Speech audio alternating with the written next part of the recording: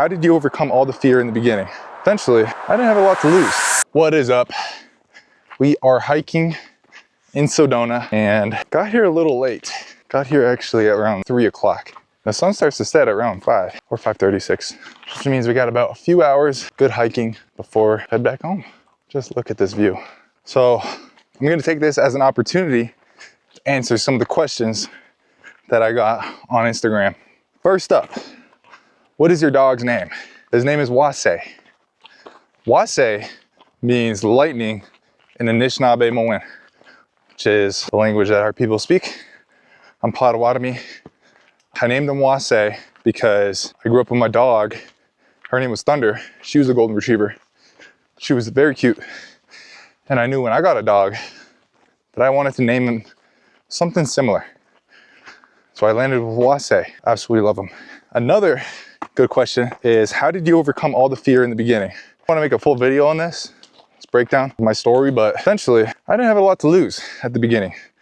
I just got out of college for some reason, had a lot of money, and I spent it all on stupid things. Spent it on a car, ate out every day. I was pretty overweight actually. I drank. I didn't do much with my life while I was still in school. When I graduated, I didn't even go to internship or nothing. I was kind of just loafing around, applying to jobs here and there, and finally landed a remote online job, and it was a temporary job, so it wasn't gonna last forever. But at that time too, I knew I always wanted to start my own thing. First thing I started doing was reading books. All my friends were moving away, doing other things. I was still in the same college town. I started reading books, started learning about what I wanted to do with business, started taking action. And one thing that helped me at the very beginning was realizing that I really had nothing to lose and that I shouldn't care about what other people think. Because at the end of the day, I'm working towards something that I'm taking a risk on myself. I would rather take a risk, look stupid, or be a beginner and suck at the beginning, absolutely suck, realize and have the mindset that if I stick with it long enough, I will actually be successful and I'll be good. I had that vision, and I realized that was far better than not doing anything because of what other people would think. So it was just a mindset thing. It's just your mindset at the beginning. If you want to be successful, if you want to do anything with your life, you actually, it starts with your mindset. It doesn't start with anything else. It doesn't start with just reading a bunch of information and not doing anything. Sure, that helps. But taking care of your health, getting good sleep, reading helped me a lot too, at least at the beginning, because you're in that knowledge phase, right? You don't know everything.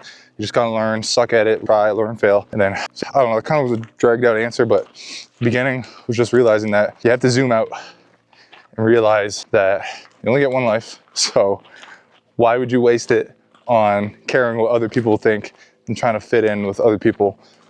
When you know success is out there, people have done it. People have been in worse positions and they succeed. They're not more special than you. They're not more talented than you.